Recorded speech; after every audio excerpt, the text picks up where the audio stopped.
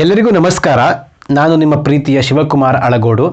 ಸ್ಪರ್ಧಾತ್ಮಕ ಪರೀಕ್ಷೆಗಳಿಗೆ ಅನುಕೂಲವಾಗುವಂತಹ ರೀತಿಯಲ್ಲಿ ಇವತ್ತಿನಿಂದ ಹಳೆಗನ್ನಡ, ನಡುಗನ್ನಡ ಕವಿಗಳ ಬಗ್ಗೆ ಮತ್ತು ಅವುಗಳ ಕಾವ್ಯ ಕೃತಿಗಳ ಬಗ್ಗೆ ಒಂದಿಷ್ಟು ವಿಚಾರಗಳನ್ನು ತಿಳಿದುಕೊಳ್ಳುವಂತಹ ಪ್ರಯತ್ನವನ್ನು ಮಾಡ್ತಾ ಹೋಗೋಣ.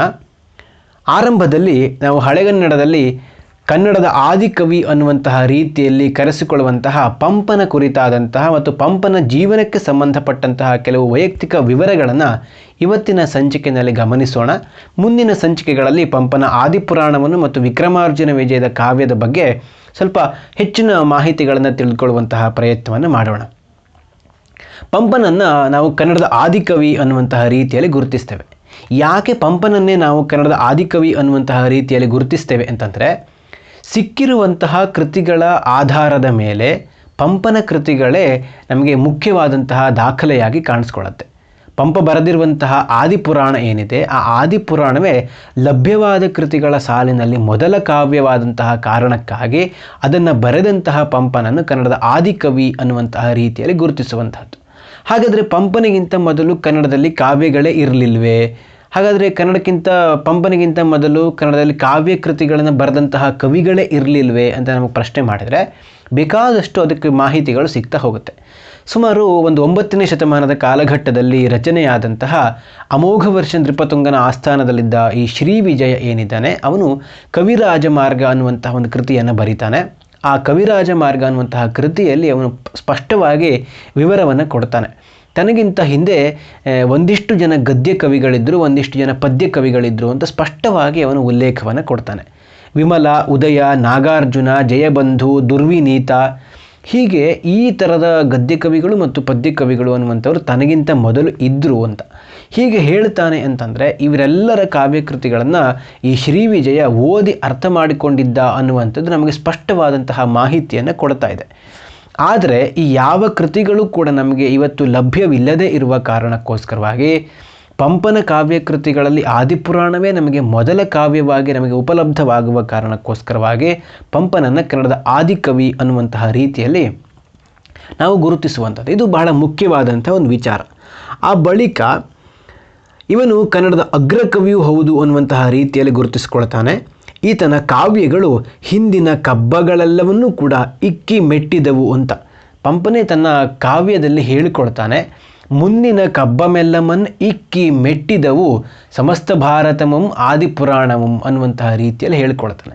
ಇದು ನಮಗೆ ಮತ್ತೊಂದಿಷ್ಟು ಮಾಹಿತಿಗಳನ್ನು ಒದಗಿಸಿಕೊಡುತ್ತೆ. ಏನು ಕೊಡುತ್ತೆ ಅಂತಂದರೆ, ಮುಂದಿನ ಕಬ್ಬಮೆಲ್ಲಮನ್, ಕಬ್ಬ ಅಂತಂದರೆ ಕಾವ್ಯ ಅನ್ನುವಂಥದ್ದು, ಕಾವ್ಯದ ತದ್ಭವ ರೂಪ ಕಬ್ಬ ಅನ್ನುವಂಥದ್ದು. ಹಾಗಾಗಿ ಮುಂದಿನ ಅಂದರೆ ಹಿಂದಿನ ಕಬ್ಬಮೆಲ್ಲವನ್ನು ಇಕ್ಕಿ ಮೆಟ್ಟಿದವು, ಹಿಂದಿನ ಎಲ್ಲ ಕಾವ್ಯ ಕೃತಿಗಳನ್ನು ಕೂಡ ನನ್ನ ಈ ಆದಿಪುರಾಣ ಮತ್ತು ವಿಕ್ರಮಾರ್ಜುನ ವಿಜಯ ಅನ್ನುವಂತಹ 2 ಕಾವ್ಯಗಳು ಏನು ಮಾಡಿದವು ಅಂತಂದರೆ ಹಿಂದಕ್ಕೆ ಹಾಕಿದವು ಅಥವಾ ಇಕ್ಕಿ ಮೆಟ್ಟಿದವು, ಅವುಗಳನ್ನು ಮೀರಿಸಿದವು ಅನ್ನುವಂತಹ ಮಾತನ್ನು ಹೇಳ್ತಾನೆ. ಹಾಗಾದರೆ ಪಂಪನೂ ಕೂಡ ಈ ಹಿಂದಿನ ಕಾವ್ಯಕೃತಿಗಳನ್ನು ಓದಿದ್ದ ಅನ್ನುವಂಥದ್ದು ಸ್ಪಷ್ಟ. ಯಾಕಂತಂದರೆ ಆ ಎಲ್ಲ ಕೃತಿಗಳಿಗಿಂತಲೂ ತನ್ನ ಕೃತಿ ತುಂಬ ಶ್ರೇಷ್ಠವಾಗಿದೆ ಅಂತ ಅವನು ಹೇಳ್ಕೊಳ್ಬೇಕು ಅಂತಾದರೆ ಆ ಎಲ್ಲ ಕಾವ್ಯಕೃತಿಗಳನ್ನು ಅವನು ಚೆನ್ನಾಗಿ ಓದ್ಕೊಂಡಿದ್ದ ಅನ್ನುವಂಥದ್ದು ಸ್ಪಷ್ಟವಾಗುತ್ತೆ. ಇನ್ನು ಬಹಳ ಪ್ರಮುಖವಾಗಿ ಅವನು ವ್ಯಾಸ ಭಾರತದಿಂದ ತನ್ನ ಕಾವ್ಯಕ್ಕೆ ಬೇಕಾಗಿರುವ ಆಕರವನ್ನು ಪಡೆದುಕೊಂಡಿದ್ದ ಅಂತ ಹೇಳೋದಕ್ಕೆ ಒಂದು ಮಾತನ್ನು ಆತನ ಹೇಳ್ತಾನೆ. ವ್ಯಾಸ ಮುನೀಂದ್ರ ರುಂದ್ರ ವಚನಾಮೃತ ವಾರ್ಧಿಯಂ ಈಸುವೆನ್ ಕವಿ ವ್ಯಾಸನೆಂಬ ಗರ್ವಂ ಎನಗಿಲ್ಲ ಅನ್ನುವ ಹಾಗೆ. ಅಂದರೆ ವ್ಯಾಸರು ಬರೆದಿರುವಂತಹ ಮಹಾಸಮುದ್ರದಲ್ಲಿ, ಈ ಮಹಾಭಾರತವೆಂಬ ಮಹಾಸಮುದ್ರದಲ್ಲಿ ನಾನು ಈಜಾಡ್ತಾ ಇದ್ದೇನೆ, ಆದರೆ ಕವಿ ವ್ಯಾಸ ನಾನೇ ಅನ್ನುವಂತಹ ಗರ್ವ ಎನಗಿಲ್ಲ ಅನ್ನುವಂತಹ ವಿನಯದ ಮಾತುಗಳನ್ನು ಕೂಡ ಹೇಳಿಕೊಳ್ಳುವಂಥದ್ದನ್ನು ನಾವು ಗಮನಿಸ್ಬೋದು. ಹಾಗಾಗಿ ಹಿಂದಿನ ಕಬ್ಬ ಬೆಲ್ಲವನ್ನು ಕೂಡ ಇಕ್ಕಿ ಮೆಟ್ಟಿದವು ಅಂತ ಹೇಳುವಂತಹ ಸಂದರ್ಭದಲ್ಲಿ ಪಂಪನೂ ಕೂಡ ತನ್ನ ಹಿಂದಿನ ಕಾವ್ಯಕೃತಿಗಳನ್ನು ಓದಿದ್ದ, ಆ ಕವಿಗಳ ಪರಿಚಯ ಇತ್ತು ಅವನಿಗೆ ಅನ್ನುವಂಥದ್ದನ್ನು ನಾವಿಲ್ಲಿ ಅರ್ಥ ಮಾಡಿಕೊಳ್ಳಿಕ್ಕೆ ಸಾಧ್ಯವಾಗುತ್ತೆ. ಇವು ಮುಂದಿನ ಕಾವ್ಯಗಳಿಗೆ ಬಟ್ಟೆ ದೋರಿದವು ಅನ್ನುವಂತಹ ರೀತಿಯಲ್ಲೂ ಕೂಡ ಹೇಳ್ಕೊಳ್ತಾನೆ. ಇದು ಪಂಪನ ಮುಂದೆ ಬರುವಂತಹ ಕವಿಗಳೇನಿದ್ದಾರೆ ಅವರೆಲ್ಲರಿಗೂ ಕೂಡ ಪಂಪನ ಕಾವ್ಯ ಅನ್ನುವಂಥದ್ದು ಒಂದು ಮಾದರಿಯ ಕಾವ್ಯವಾಗಿ, ಒಂದು ಆದರ್ಶದ ಕಾವ್ಯವಾಗಿ ಕಾಣಿಸ್ಕೊಳ್ಳುತ್ತೆ ಅನ್ನೋದನ್ನು ಕೂಡ ನಾವು ನೋಡ್ಬೋದು. ನಮಗೆ ಪೊನ್ನನ ಕಾವ್ಯವನ್ನು ನೋಡುವಾಗ, ರನ್ನನ ಗದಾಯುದ್ಧವನ್ನು ನೋಡುವಾಗ ಈ ಸಂದರ್ಭಗಳಲ್ಲಿ ನಮಗೆ ಪಂಪನ ಮಾತು ಬಹಳ ಸ್ಪಷ್ಟವಾಗಿ ಹೇಳಿದ್ದಾನೆ ಅನ್ನುವಂಥದ್ದು ಕೂಡ ನಮಗೆ ಗೊತ್ತಾಗುತ್ತಾ ಹೋಗುತ್ತೆ. ಪಂಪನ ಚಂಪೂ ಸಂಪ್ರದಾಯವನ್ನು ಆಗಮಿಕ ಲೌಕಿಕ ಅನ್ನುವಂತಹ ರೀತಿಯಲ್ಲಿ ಗುರುತಿಸುವಂಥದ್ದು ಒಂದು ಕ್ರಮ ಇದೆ. ಪಂಪನೇ ಇದಕ್ಕೊಂದು ಮುನ್ನುಡಿಯನ್ನು ಬರೆದಂತಹ ರೀತಿಯಲ್ಲಿ ಕೆಲಸವನ್ನು ಮಾಡ್ತಾನೆ. ಪಂಪ ಬರೆದಿರುವಂಥದ್ದು 2 ಕಾವ್ಯಗಳು, ಆದಿಪುರಾಣ ಮತ್ತು ವಿಕ್ರಮಾರ್ಜುನ ವಿಜಯ ಅಂತ. ಈ ಆದಿಪುರಾಣ ಅನ್ನುವಂಥದ್ದು ಅದು ಜೈನ ಧಾರ್ಮಿಕ ಕಾವ್ಯ, ಇದನ್ನು ಆಗಮಿಕ ಕಾವ್ಯ ಅಂತ ಪಂಪನೇ ಗುರುತಿಸ್ತಾನೆ. ಮತ್ತೊಂದು ವಿಕ್ರಮಾರ್ಜುನ ವಿಜಯವನ್ನು ಲೌಕಿಕದ ಕಾವ್ಯ ಅನ್ನುವಂತಹ ರೀತಿಯಲ್ಲಿ ಗುರುತಿಸ್ತಾನೆ. ಇದೇ ಕಾವ್ಯ ಪರಂಪರೆ ಮುಂದಿನ ಪೊನ್ನನಲ್ಲಿ, ಆಮೇಲೆ ರನ್ನನಲ್ಲಿ, ಸುಮಾರಷ್ಟು ಜನ್ನನಲ್ಲಿಯೂ ಕೂಡ ಕಾಣಿಸ್ಕೊಳ್ಳುವಂಥದ್ದನ್ನು ನಾವು ಕಾಣ್ತೇವೆ. ಹಾಗಾಗಿ ಒಂದು ಆಗಮಿಕ ಕಾವ್ಯ, ಇನ್ನೊಂದು ಲೌಕಿಕ ಕಾವ್ಯ ಅನ್ನುವಂತಹ ಈ ಪ್ರಕಾರವನ್ನು ಪಂಪನೇ ನಮಗೆ ಬಹಳ ಪ್ರಮುಖವಾಗಿ ಪರಿಚಯಿಸ್ತಾ ಇದ್ದಾನೆ ಅನ್ನೋದನ್ನು ನಾವು ಗಮನಿಸ್ಕೊಳ್ಳಿಕ್ಕೆ ಸಾಧ್ಯ ಆಗುತ್ತೆ. ಪಂಪನ ತರುವಾಯ ಪೊನ್ನ ರನ್ನ ಕವಿಗಳು ಕೂಡ ಇದೇ ರೀತಿಯಾದಂತಹ ಕ್ರಮವನ್ನು ಅನುಸರಿಸ್ತಾರೆ. ಸುಮಾರು 15ನೇ ಶತಮಾನದ ಕವಿ ನಾಗರಾಜ ಪಂಪನ ಬಗ್ಗೆ ಒಂದು ಅದ್ಭುತವಾದಂತಹ ಮಾತನ್ನು ಹೇಳ್ತಾನೆ. ಅದು ಪಂಪನ ಸಾಮರ್ಥ್ಯ ಹೇಗಿತ್ತು ಅನ್ನುವಂಥದ್ದನ್ನು ಕೂಡ ಅದು ವಿವರಿಸುವಂತಹ ಒಂದು ವಾಕ್ಯವಾಗಿ ನಮಗೆ ಕಾಣಿಸ್ಕೊಳ್ಳುತ್ತೆ. ಪಸರಿಪ ಕನ್ನಡಕ್ಕೆ ಒಡೆಯನ್ ಓರ್ವನೇ ಸತ್ಕವಿ ಪಂಪನಾವಗಂ ಅನ್ನುವಂಥದ್ದು. ಇಡೀ ಈ ಮಾತೇನಿದೆ ಬಹಳ ವಿಶೇಷವಾಗಿ ಪಂಪನ ಗುಣಗಾನವನ್ನು ಮಾಡುವಂಥದ್ದು ಕೂಡ ಕಾಣುತ್ತೆ. ಪಸರಿಪ ಕನ್ನಡಕ್ಕೆ ಒಡೆಯನ್ ಓರ್ವನೇ ಸತ್ಕವಿ ಪಂಪನಾವಗಂ. ಸತ್ಕವಿ ಪಂಪ ಏನಿದ್ದಾನೆ ಅವನು ಇಡೀ ಪಸರಿಸಿದಂತಹ ವಿಸ್ತಾರವಾಗಿ ಹಬ್ಬಿರುವಂತಹ ಕನ್ನಡಕ್ಕೆ ಪಂಪ ಒಬ್ಬನೇ ಒಡೆಯ ಅನ್ನುವಂತಹ ರೀತಿಯಲ್ಲಿ ಅವನ ಕಾವ್ಯ ಸಾಮರ್ಥ್ಯವನ್ನು ಅವನು ಮೆರೆಸಿದ್ದಾನೆ ಅಂಥೇಳಿ ಈ 15ನೇ ಶತಮಾನದ ಹೊತ್ತಿನಲ್ಲಿ ಕಾಣಿಸ್ಕೊಳ್ಳುವಂತಹ ನಾಗರಾಜ ಅನ್ನುವಂತಹ ಕವಿ ಏನು ಮಾಡ್ತಾನೆ ಅಂತಂದರೆ ಈತ ಹೇಳುವಂತಹ ಕೆಲಸವನ್ನು ಮಾಡ್ತಾನೆ. ಬಹಳ ಪ್ರಮುಖವಾಗಿ ಪುಣ್ಯಾಶ್ರವ ಅನ್ನುವಂತಹ ಕೃತಿಯನ್ನು ಈ ನಾಗರಾಜ ಬರೆದಿದ್ದ ಅನ್ನುವಂಥದ್ದನ್ನು ಕೂಡ ನಾವು ಈ ಸಂದರ್ಭದಲ್ಲಿ ನೆನಪು ಮಾಡಿಕೊಳ್ಬೇಕಾಗತ್ತೆ. ಆತ ಆಕಾಶದ ಸೂರ್ಯನ ಹಾಗೆ ಸಾಹಿತ್ಯ ಜಗತ್ತಿನಲ್ಲಿ ಪ್ರಸಿದ್ಧನಾಗಿದ್ದಾನೆ ಪಂಪ ಅಂತ ಗುರುತಿಸ್ತಾರೆ. ಪಂಪನ ಕಾವ್ಯದ ಗುಣ, ರೀತಿ, ದೇಸಿ, ಇಂಪು, ಬೆಡಗುಗಳು ತಮ್ಮ ಕಾವ್ಯದಲ್ಲೂ ಬರಲಿ ಎಂದು ಮುಂದಿನ ಎಲ್ಲ ಕವಿಗಳು ಕೂಡ ನೆನೆಸಿಕೊಂಡಿದ್ದನ್ನು ಕೂಡ ನಾವು ಈ ಸಂದರ್ಭದಲ್ಲಿ ನೆನಪು ಮಾಡಿಕೊಳ್ಬಹುದು. ಹೀಗೆ ಇಡೀ ಸಾಹಿತ್ಯ ಪರಂಪರೆಯ ಮೇಲೆ ಪ್ರಭಾವ ಬೀರಿದವ ಪಂಪ ಎಂಬುದನ್ನು ತೀನಂ ಶ್ರೀಕಂಠಯ್ಯನವರ ಮಾತುಗಳಲ್ಲಿ ನಾವು ಸ್ಪಷ್ಟವಾಗಿ ತಿಳಿದುಕೊಳ್ಳೋದಕ್ಕೆ ಸಾಧ್ಯವಾಗುತ್ತದೆ. ಪಂಪನ ಜೀವನ ಚರಿತ್ರೆಯ ಮೇಲೆ ಬೆಳಕು ಬೀರುವಂತಹ ಸಂಗತಿಗಳನ್ನು ನಾವು ಈ ರೀತಿಯಲ್ಲಿ ಪಟ್ಟಿ ಮಾಡಬಹುದು. ಮೊದಲನೇದಾಗಿ ಪಂಪನು ಚಾಲುಕ್ಯ ಅರಸ 2ನೇ ಅರಿಕೇಸರಿಯ ಆಸ್ಥಾನದಲ್ಲಿ ಕವಿಯಾಗಿದ್ದ ಅನ್ನುವಂಥದ್ದನ್ನು ನಾವು ಗಮನಿಸಲಿಕ್ಕೆ ಸಾಧ್ಯವಾಗುತ್ತೆ. ಇದರ ಬಗ್ಗೆ ನಮಗೆ ಮುಂದಿನ ವಿಕ್ರಮಾರ್ಜುನ ವಿಜಯವನ್ನು ಹೇಳುವ ಸಂದರ್ಭದಲ್ಲಿ ನಾವು ಹೆಚ್ಚು ವಿವರವನ್ನು ನೋಡಲಿಕ್ಕೆ ಸಾಧ್ಯ ಆಗುತ್ತೆ. ಹಾಗಾಗಿ ಮುಂದಿನ ವಿಚಾರಗಳ ಬಗ್ಗೆ ನಾವು ಗಮನ ಕೊಡ್ತಾ ಹೋಗೋಣ. ಆಂಧ್ರ ಪ್ರದೇಶದ ಕರೀಂನಗರ ಜಿಲ್ಲೆಯ ಬೊಮ್ಮಲಮ್ಮನ ಗುಡ್ಡದಲ್ಲಿ ಪಂಪನ ತಮ್ಮ ಜಿನವಲ್ಲಭನ ಗಂಗಾಧರಂ ಶಾಸನ ಅನ್ನುವಂಥದ್ದು ದೊರೆತಿದೆ. ಇದು ಪಂಪನ ಬಗ್ಗೆ ವಿವರವನ್ನು ತಿಳಿದುಕೊಳ್ಳೋದಕ್ಕೆ ಬಹಳ ಮುಖ್ಯವಾಗಿರುವಂತಹ ಒಂದು ದಾಖಲೆ ಅನ್ನುವಂಥದ್ದು ಕೂಡ ನಾವು ಗಮನಿಸಬಹುದು. ಇನ್ನು ಪಂಪನ ಗುರು ಶ್ರವಣಬೆಳಗೊಳದ ದೇವೇಂದ್ರ ಮುನಿ ಅನ್ನುವಂಥದ್ದು ಕೂಡ ನಮಗೆ ಸ್ಪಷ್ಟವಾಗುತ್ತೆ. ಆಮೇಲೆ ಪಂಪನೇ ತನ್ನ ಕಾವ್ಯಗಳಲ್ಲಿ ಬಣ್ಣಿಸಿದಂತಹ ಅವನ ವ್ಯಕ್ತಿತ್ವದ ಮೂಲಕ ಅವನ ಜೀವನ ಚಿತ್ರವನ್ನು ತಿಳಿಯೋದಕ್ಕೆ ಕೂಡ ಸಾಧ್ಯವಾಗುತ್ತದೆ.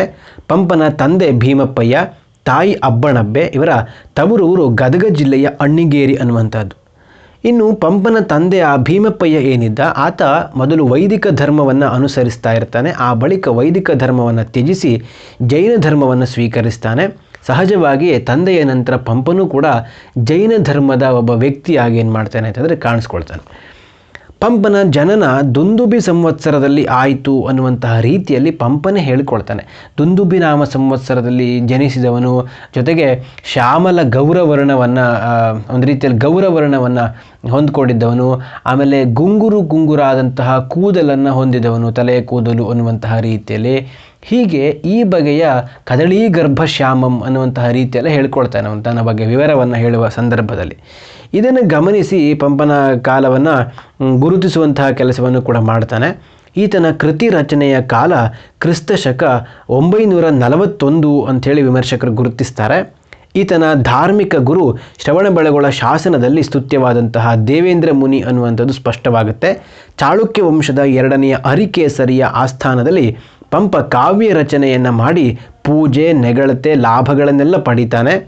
ಕಲಿಯೂ ಸತ್ಕವಿಯೂ ಆಗಿದ್ದಂತಹ ಈ ಪಂಪ ಅರಿಕೇಸರಿ ಆ ಗುಣಾರ್ಣವನ ಆಸ್ಥಾನದಲ್ಲಿ ಅವನು ವಾಸವಾಗಿರುತ್ತಾನೆ.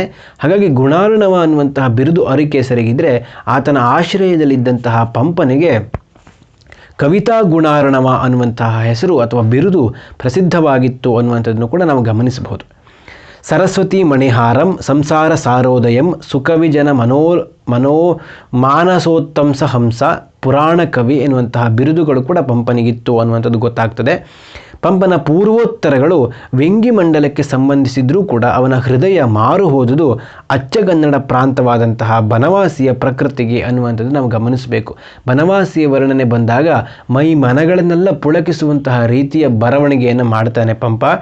ಆರಂಕುಶಂ ಇಟ್ಟೊಡಂ ನೆನೆವುದು ಎನ್ನ ಮನಂ ಬನವಾಸಿ ದೇಶಮಂ ಅನ್ನುವ ಹಾಗೆ ಮುಕ್ತವಾಗಿ ಪಂಪ ಹೇಳಿಕೊಳ್ತಾನೆ.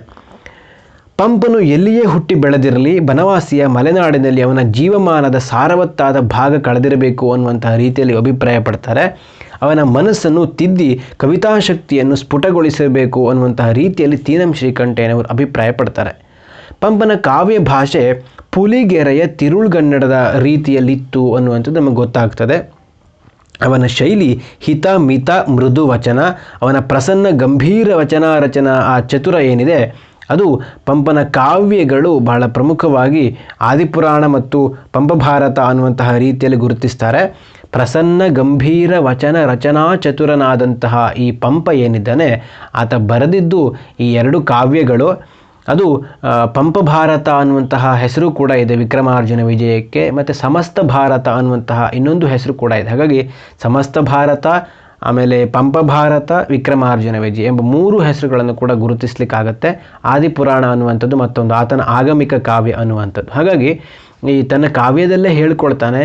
ವಿಕ್ರಮಾರ್ಜುನ ವಿಜಯದ ಕಾವ್ಯ ಭಾಗದಲ್ಲಿ ಕೊನೆಯ 13ನೇ ಆಶ್ವಾಸಕ್ಕೆ ಬರ್ತಾ ಇದ್ದಾಗ 14 ಆಶ್ವಾಸಗಳಲ್ಲಿ 13ನೇ ಆಶ್ವಾಸದಲ್ಲಿ ಹೇಳ್ಕೊಳ್ತಾನೆ, ಬೆಳಗುವೆನ್ ಇಲ್ಲಿ ಲೌಕಿಕಮನ್ ಅಲ್ಲಿ ಜಿನಾಗಮಂ ಅಂತ ಹೇಳಿ. ಅಂದರೆ ಇಲ್ಲಿ ನಾನು ಲೌಕಿಕವನ್ನು ಬೆಳಗುತ್ತಾ ಇದ್ದೇನೆ, ಅಲ್ಲಿ ಅಂದರೆ ಆ ಆದಿಪುರಾಣದಲ್ಲಿ ಜಿನಾಗಮವನ್ನು ನಾನು ತೋರಿಸ್ತಾ ಇದ್ದೇನೆ ಅನ್ನುವಂತಹ ರೀತಿಯಲ್ಲಿ ಅವನು ಗುರುತಿಸ್ತಾನೆ. ಇದಿಷ್ಟು ಪಂಪನ ಜೀವನಕ್ಕೆ ಸಂಬಂಧಪಟ್ಟಿರುವಂತಹ ಕೆಲವು ಮುಖ್ಯವಾದಂತಹ ವಿವರಗಳು. ಮುಂದಿನ ಸಂಚಿಕೆಯಲ್ಲಿ ಪಂಪನ ಪ್ರಮುಖ ಕಾವ್ಯಗಳಾದಂತಹ ಆದಿಪುರಾಣ ಮತ್ತು ವಿಕ್ರಮಾರ್ಜುನ ವಿಜಯ ಅದಕ್ಕೆ ಸಂಬಂಧಪಟ್ಟಿರುವಂತಹ ಒಂದಿಷ್ಟು ಮಾಹಿತಿಗಳನ್ನು ನಾವು ಚರ್ಚೆ ಮಾಡೋಣ, ಅಧ್ಯಯನ ಮಾಡೋಣ ಅಂತ ಹೇಳ್ತಾ ಇವತ್ತಿನ ಸಂಚಿಕೆಯನ್ನು ಮುಗಿಸ್ತಾ ಇದ್ದೇನೆ. ತಮಗೆಲ್ಲರಿಗೂ ಕೂಡ ಧನ್ಯವಾದಗಳು.